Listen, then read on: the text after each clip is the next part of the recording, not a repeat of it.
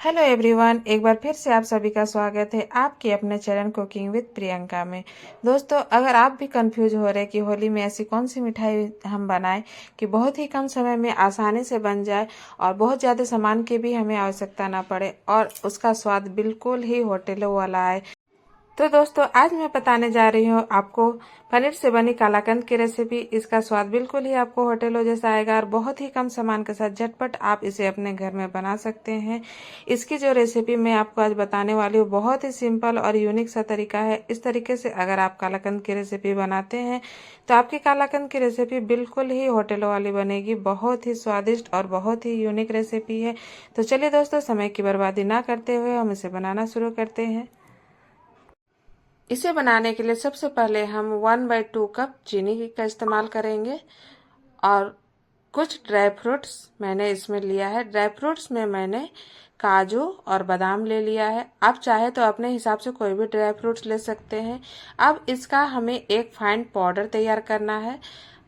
देखिए, पाउडर हमारा इस तरह से होना चाहिए, बहुत ज़्यादा बारीक नहीं होना चाहिए।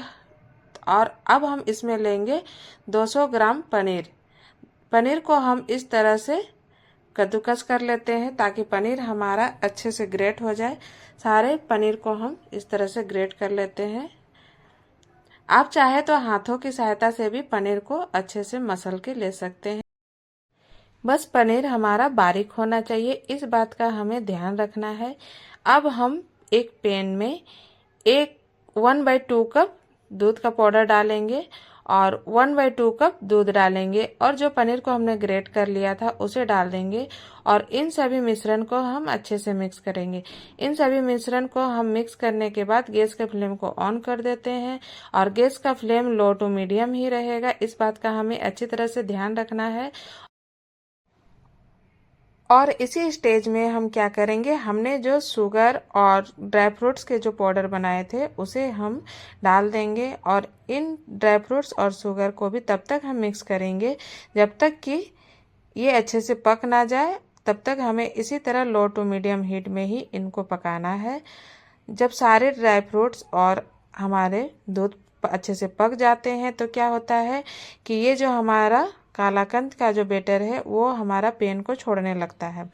तो इस स्टेज तक हमें इसे पकाना है। देखिए, इस तरह से जैसे ही हमारे ये बैटर गाढ़ा होने लगता है और ये पैन को छोड़ने लगे तो समझ लीजिए कि हमारा ये बैटर पक चुका है। अब हम इस स्टेज में मिठाई को बना सकते हैं। तो देखिए, इस तरह से जब कालाकंद का जो बैटर हमारा इस तरह से पैन को छोड़ रहा है तो हम इसी स्टेज में हम क्या करेंगे कि गैस के फ्लेम को ऑफ कर देंगे और एक टिफ़िन ले लेते हैं और टिफ़िन में इस तरह से हम बटर पेपर को डाल देंगे और बटर पेपर के ऊपर से हम 1 चम्मच घी को अच्छे से चारों तरफ फैला देते हैं। इससे जो है कालाकंद हमारा अच्छे से निकल जाता है, इसमें कोई दिक्कत नहीं आता है निकालने में और इसकी पीसेस भी अच्छे तरह से कट हो जाते हैं। और जो हमारा कालाकंद का बैटर था उसे हम इस तरह से टिफ़िन में डाल देते हैं और डालते हुए इसे हम चारों तरफ से इस तरह से फैला देंगे और इसे हम एक अच्छे से शेप दे देते हैं। कालाकंद के शेप में इस तरह से टिफ़िन में हम इसे फैलाते हैं और इसे हम 1 से 1.5 घंटा फ्रिज में सेट होने के लिए रख देंगे। 1 से 1.5 घंटा के बाद हम इसे निकाल के इस तरह से अपने हिसाब से आप साइज में कट कर ले। आपको जो साइज पसंद है वो साइज कट कर ले। मैंने कालाकंद के शेप में इस तरह से साइज में काट लिया है, लंबे शेप में। अब देखिए, ये कालाकंद हमारा बन के तैयार हो चुका है। ये बहुत ही सॉफ्ट और बहुत ही मुंह में घुल जाने वाला मिठाई हमारी बन के तैयार हो चुकी है। अब हम क्या करेंगे, सारे कालाकंद को एक एक करके काट के हम इस तरह से प्लेट में निकाल लेंगे और इसे आप जैसे चाहे वैसे सजा सकते हैं। मैंने इसे खरबूजे के बीज से और गुलाब की पंखुड़ी से इस तरह से सजाया है।